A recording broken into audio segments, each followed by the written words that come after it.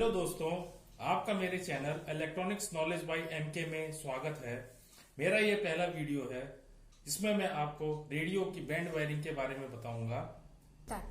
दोस्तों, आप लोग जानते हो जैसा कि रेडियो में दो तरह के रेडियो होते हैं। एक रेडियो एएम रेडियो होता है, एक रेडियो एफएम रेडियो होता है। एफएम रेडियो के बारे में अलग से वीडियो बना के डालूंगा, लेकिन मैं आपको आज एएम के रेडियो के बारे में बताऊंगा। एएम रेडियो का मतलब होता है एम्पलीट्यूड मॉड्यूलेशन रेडियो। इसके अंदर एम्पलीट्यूड का मॉड्यूलेशन करके आवाज को एक दूसरे से दूसरे स्थान पर भेजा जाता है। इस रेडियो में दो बैंड होते हैं। एक बैंड होता है मीडियम वेव, दूसरा बैंड होता है शॉर्ट वेव। तो मीडियम वेव की जो फ्रीक्वेंसी होती है वो 1650 से 520 किलो हर्ट्ज होती है, और शॉर्ट वेव जो होता है वह 19 मीटर से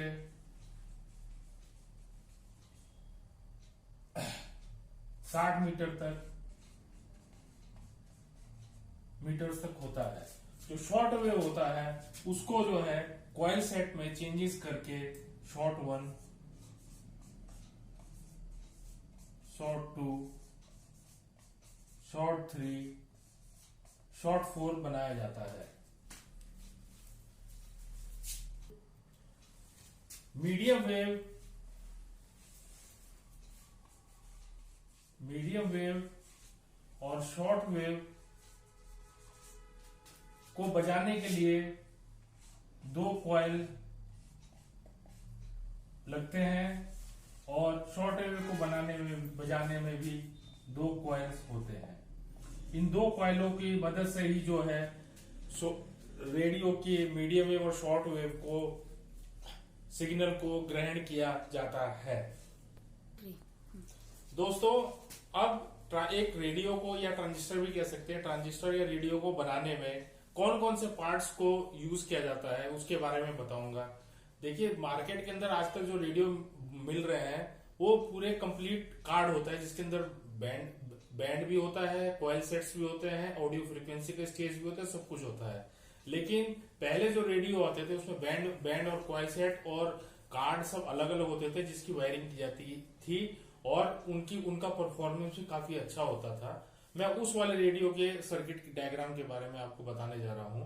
तो रेडियो बनाने के लिए, रेडियो को असेंबली करने के लिए या पूरा कंप्लीट बनाने के लिए हमें जो जो चीज चाहिए होती है वो मैं आपको बताने चाहूँ। सबसे पहले हमें जो है एक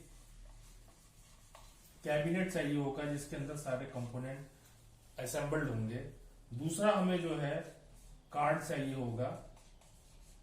तीसरा जो हमें कॉइल सेट चाहिए होगा। चौथा हमें जो है फेराइट रॉड चाहिए होगा। पांचवा हमें जो है गैंग कंडेंसर चाहिए होगा। छठा हमें जो है ट्रिमर चाहिए होगा। ट्रिमर कंडेंसर चाहिए होगा। ये और पांचवा हमें जो है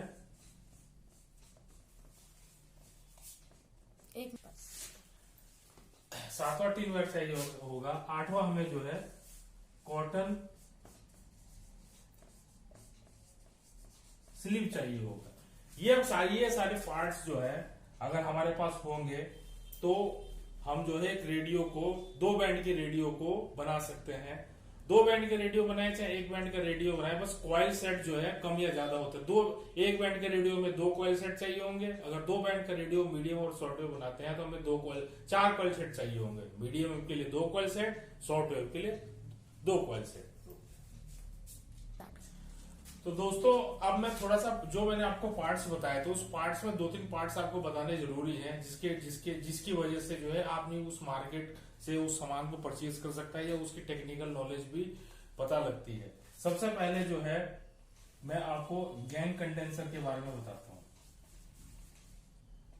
गैंग कंडेंसर को गैंग कंडेंसर इसलिए बोला जाता है क्योंकि ये बहुत छोटे छोटे जो है कैपेसिटर को मिला करके बनाया जाता है, और ये जो है वेरिएबल कैपेसिटर होता है।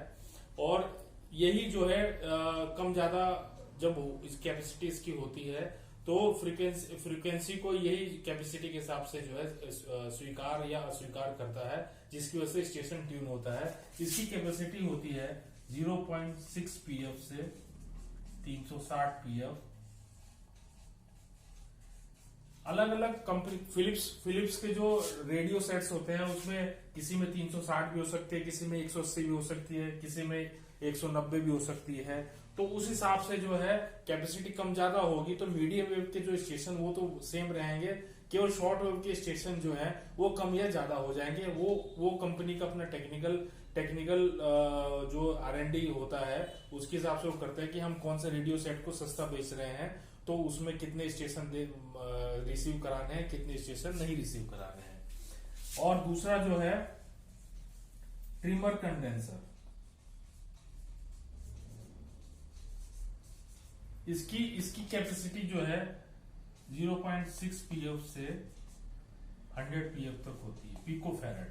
pf का मतलब होगा पिकोफैरेड, ये कैपेसिटी की यूनिट पिकोफैरेड। और ये जो है गैंग कंडेंसर के पैरेलल में लगता है, जो स्टेशन को जो है बहुत बारीकी से ट्यून करता है, जिससे स्टेशन साफ और स्पष्ट बोलते हैं। तीसरा एक बहुत अहम कंपोनेंट होता है जिसे IFT बोलते हैं, जो कार्ड में लगा होता है।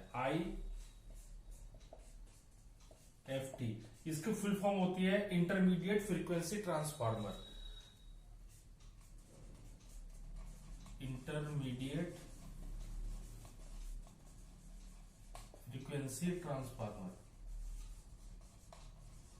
ये जो है ये फ्रीक्वेंसी जो है ट्यून करता है। इंटरमीडिएट फ्रीक्वेंसी जब रेडियो सेट के अंदर बनाई जाती है तो उसको जो है ट्यून करता है। ये तीन होते हैं, ये तीन होते हैं। एक येलो कलर की होती है, एक व्हाइट कलर की होती है, और एक ग्रीन कलर की होती है। इसकी फ्रीक्वेंसी जो होती है वो 455 किलोहर्ट्ज पे इसको ट्यून किया जाता है। 455 किलोहर्ट्ज पे होता है। फिलिप्स के जो रेडियो होते हैं वो 452 किलोहर्ट्ज पे ट्यून होते हैं। तो बेसिकली ये जो है तीन ऐसे कंपोनेंट्स हैं जो मतलब रेडियो के अंदर यूज होते हैं, जिनके बारे में जो है किसी किताब बहुत ही डीपली जो है कोई स्पेशल किताब उसके अंदर लिखा होता है। तो ये मैंने आपको बता दिया। IFT बोला जाता है, इंटरमीडिएट फ्रीक्वेंसी ट्रांसफार्मर होता है। और ये बहुत अहम पार्ट होता है कार्ड के अंदर, ये कार्ड के अंदर लगा होता है। IFT जो है कार्ड के अंदर लगा होता है।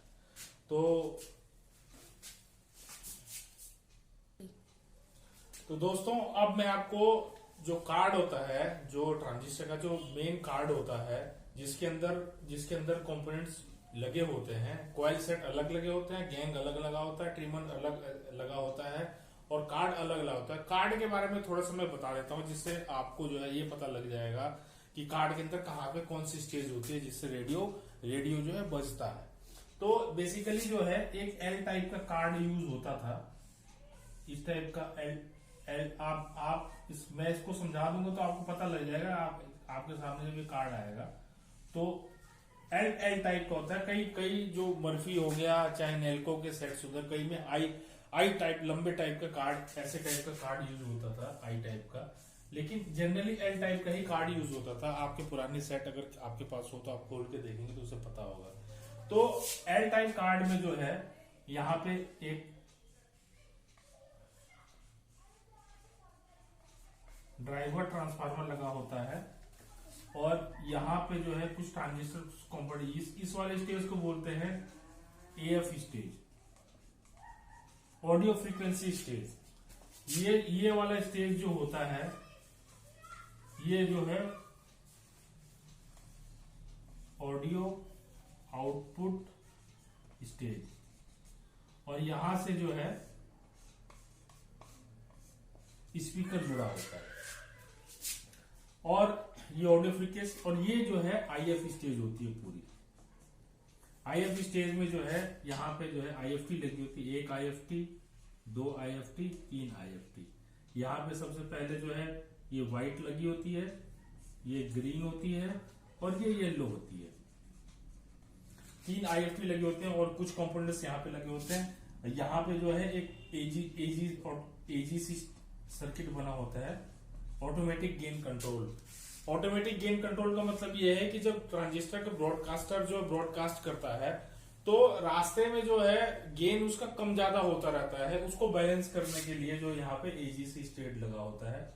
और यहाँ पे एक डायोड लगा होता है OA79 या IN34 जिसका नंबर होता है। ये डायोड जो है यहाँ से डिटेक्शन करता है, केवल ऑडियो फ्रीक्वेंसी डिटेक्शन करता है और यहां से और यहां से मिला के यहाँ पे वॉल्यूम कंट्रोल लगा होता है। यहां से सिग्नल आता है पहले पॉइंट पे, दूसरा पॉइंट ऑडियो आती है और तीसरा पॉइंट जो है ये अर्थ होता है। तो यहां से वॉल्यूम को कंट्रोल कम ज्यादा करते हैं। और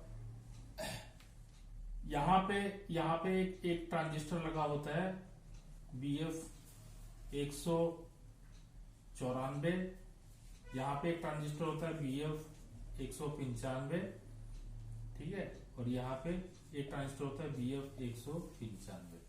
तो ये 194 ट्रांजिस्टर जो होता है यही जो है मेन ट्रांजिस्टर है जो क्वाइल्स और इसको क्वाइल्स सेट में जो सिग्नल्स आते हैं उसको जो है मिक्स करके ऑडियो फ्रीक्वेंसी इंटरमीडिएट फ्रीक्वेंसी में कन्वर्ट करता है। ये ट्रांजिस्टर जो है सिग्नल को एम्पलीफाई करते हैं, यहाँ से डिटेक्शन होता है और सिग्नल यहाँ पे जाकर के ऑडियो फ्रीक्वेंसी इसको एम्पलीफाई करके स्पीकर में आवाज आती है। अब दोस्तों मैं आपको बताता हूं कि असेंबली के अंदर जो है कंपोनेंट में कनेक्शन कैसे कैसे होते हैं। सबसे पहले मैं आपको जो है सिंगल बैंड की वायरिंग बताता हूं। मैं मीडियम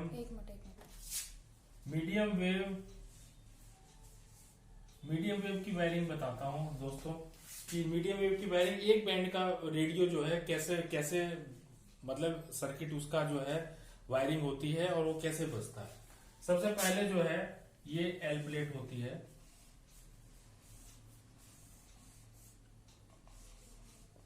एल प्लेट होती है, यहाँ पे वॉल्यूम कंट्रोल जुड़ा हुआ होता है, ठीक है दोस्तों। यहाँ पे ये 3 IFT है, यहां से IFT के एक पॉइंट से येलो वाली IFT के पॉइंट से एक तार आता है, इसे ST वायर कहते हैं। यही सिग्नल को जो है सिग्नल को यहाँ पे ले जाता है। और हमारा कंपोनेंट यहाँ पे गैंग कंडेंसर एक गैंग कंडेंसर होता है, उसमें 3 टर्मिनल होते हैं।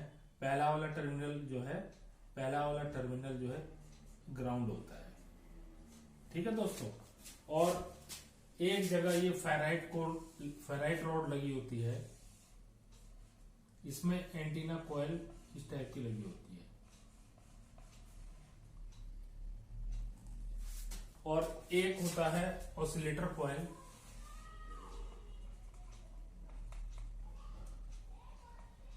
इसमें 5 पॉइंट होते हैं, इसमें 3 पॉइंट होते हैं। 3 पॉइंट में जो है पहला पॉइंट, दूसरा पॉइंट, तीसरा पॉइंट। तो और ये ऑसिलेटर कॉइल इस टाइप की होती है। ये सारे चेसिस में फिट होते हैं। ये गैंग हो गया, ये फेराइट कोर होगी, ये ऑसिलेटर कॉइल होगी, एंटीना कॉइल होगी। एंटीना कॉइल हमेशा फेराइट कोर पे लगी होती है। इसके पॉइंट बीच में जो है एक स्क्रू टाइनुमा फेराइट रॉड होती है, उसको घुमा करके स्टेशन को सेट किया जाता है। अब ये एंटीना कॉइल में जो है इस टाइप की जो एंटीना कॉइल है, इसमें ऐसे करके लिड्स वायर लपेटा, लिड्स वायर होता है, लिड्स वायर बोला जाता है। इसमें होता है यहां तक लिड्स वायर होता है, इसके बाद यहाँ पे कॉपर वायर होता है। इसकी डिस्टेंस जो है ज्यादा होती है, इसकी डिस्टेंस कम होती है। यहाँ पे 2 तार होते हैं, 2 तार, एक लिड्स वायर और एक कॉपर वायर, दोनों ज्वाइंट होते हैं। ये वाला पॉइंट तो गैंग कंडेंसर पे जाता है, ये वाला जो तार है ये ST कॉइल होता है और ये ग्राउंड होता है। इस टाइप का एंटीना कॉइल की वायरिंग होती है। इसमें जो है एक एचटी कॉइल पे जाता है, एक अमीटर पे जाता है, एक गैंग पे जाता है और एक कलेक्टर पे जाता है, एक अर्थ होता है। इस टाइप का होता है। यहां से ही LOFT क्या होता है, और यहां पे जो BF 194 ट्रांजिस्टर होता है, इसका एक अमीटर, बेस और कलेक्टर, अमीटर, बेस और कलेक्टर। आप कार्ड में देखेंगे तो आपको पता लग जाएगा। ये 3 तार ट्रांजिस्टर के कैपेसिटर के थ्रू, कैपेसिटर से निकले हुए होते हैं। तो अब जो है दोस्तों, आप बैंड वायरिंग कर रही है, गैंग का एक टर्मिनल हो गया, गैंग का दूसरा टर्मिनल हो गया। तो अब जो है गैंग जो है, पहला गैंग पॉइंट जो है इस वाले टर्मिनल से जोड़ दिया जाता है, और जो ये दो वायर हैं, जो डबल वायरिंग है, ये इसके बेस से जुड़ जाएगा और ये वाला तार अर्थ हो जाएगा। ठीक है दोस्तों। और जो ये वाला गैंग का पॉइंट है, ये इस वाले गैंग से जुड़ेगा और बीच में जो है 330 PF या 470 PF जोड़ के लगाया जाएगा, तो रेडियो नहीं बोलेगा। और जो ये HT वाला पॉइंट है, HT वाला पॉइंट जो है यहां से जोड़ दिया जाएगा, और अमीटर का पॉइंट जो है यहां से जोड़ दिया जाएगा, और यहां पे एक पॉइंट और होता है कलेक्टर का पॉइंट जो है यहां से जोड़ दिया जाएगा। तो इस टाइप की वायरिंग करके जब ये वायरिंग कंप्लीट हो जाएगी, और यहां पे जो है 6 वोल्ट पॉजिटिव और ये अर्थिंग सप्लाई यहां से दी जाएगी। तो सप्लाई जब यहां से जाएगी तो ये कार्ड फंक्शन करने लगेगा। और इसमें देखिए, इस कार्ड में जो है देखने वाली बात ये है कि सप्लाई ऐसे चलती है और सिग्नल जो है ऐसे चलता है।